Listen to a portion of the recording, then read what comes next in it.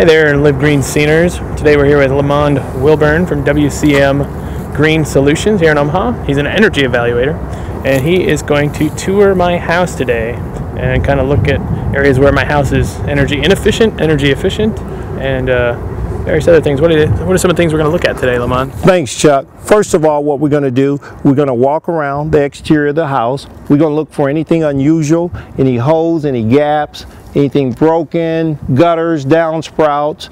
We're going to examine that.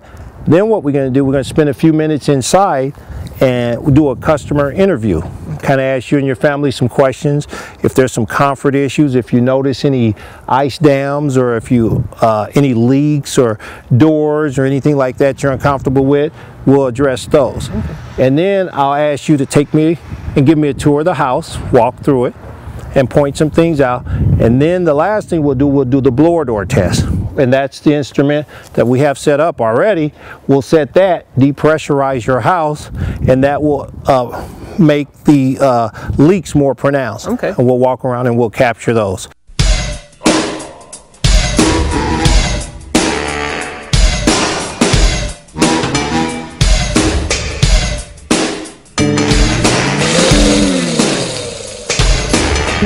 We're going to set this up to get a reading of how bad your house, how tight your house is, and then we're going to walk around and show you some of the areas. All right, so now all the air is going. Yep, we're sucking it out. We're depressurizing the house now. So I come over here and I pull the vent up. And as you can see, some of these gaps there, see that big gap? Yes. That should be sealed with acrylic siliconized caulk from the Home Depot store. So guess what's going to happen when I pull this trigger and do this? Shit. It's just going down that hole? It's going down even though we're sucking air out of your house.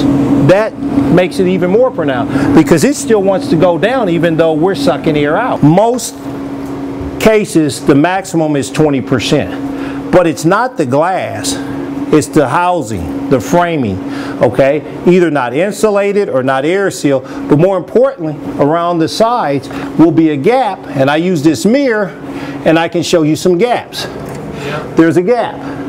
That's where your air is coming in when you get frost and cold windows. Again, an easy solution, siliconized acrylic caulk, latex caulk. We'll seal that. Aesthetically, it doesn't have to look good because nobody's going to see it. But around the sides here, we'll do that. Also, even in the cracks, all the way down. But if you take care of this, and I recommend you take a board or something and lay it flat underneath the towel and hit it with a hammer to get it tighter and then seal it. Common area of leaks. Now what's going on here, Chuck? We've been up top. We measured the insulation levels. It could use some increase, but what we really find is it needs to be weather stripped around here. Okay. All this needs to be weather stripped, and on top here, your insulation is just laying there. See there? Yeah. I would like to see some foam board or something and have it sealed, glued onto it. Yeah, okay. Big difference. This is good, and this is a 2x10 that most homeowners don't have. This is built here to keep your insulation from coming down on you when you open it up. This is an easy box to make. If you don't have one, most homes will not have one of these. Okay. But it's a 2x10 and it's just built a square box, so it keeps the insulation so it runs up here. The other thing I've seen in the attic is some of your can lights where the air was leaking. I could see the light coming through. Mm-hmm. So therefore we need to seal those cans, and the ceiling fan areas, because that's where they're leaking at. Now to illustrate that better, when I put this back in here,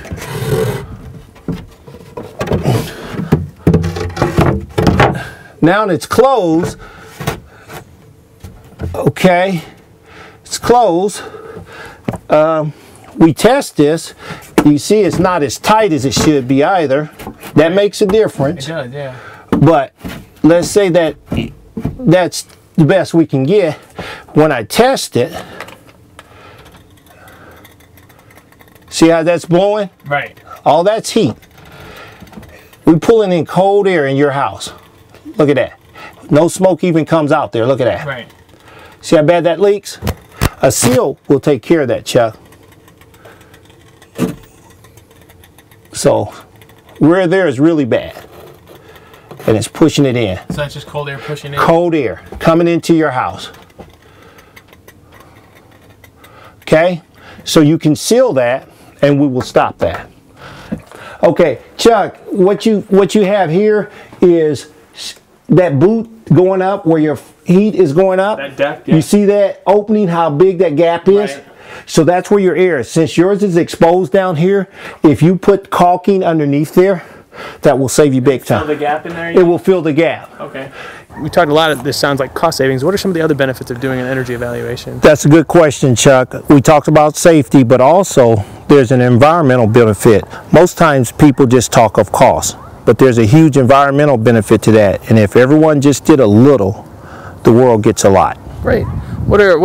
What comes after an evaluation? What do customers get then after we've reached this point, we've gone through the house, what comes next? Okay, what we're going to do now, as you know, we walked around, we took a lot of pictures. We were able to identify a lot of areas, some concerns.